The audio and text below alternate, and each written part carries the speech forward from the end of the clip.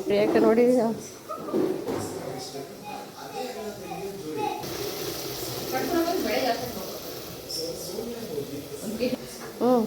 Free ಇದೆ.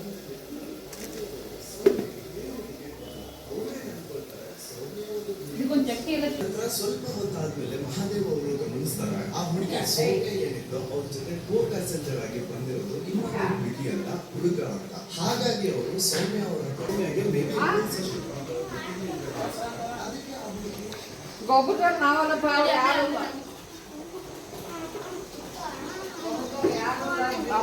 ಇಲ್ಲಿ ನೋಡಿ ಫ್ರೆಂಡ್ಸ್, ಅಲ್ಲ ಇವ್ ನಾಗಪ್ಪ ಒಂದು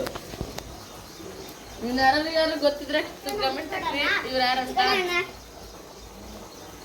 ಅಪ್ಪು ಅಪ್ಪು ಏ ಅಪ್ಪು ಹಾಯ್ ಮಾಡು. ಇದು ಯಾರಂತ ಚೂರು ಕಮೆಂಟ್ ಹಾಕ್ರಿ. ಯಾರಂತ ಗೊತ್ತಿದ್ರೆ ಇಲ್ಲೇ ನಕ್ಕ ಅನ್ಕೋತಾನೆ ನಡ್ಕೊಂಡು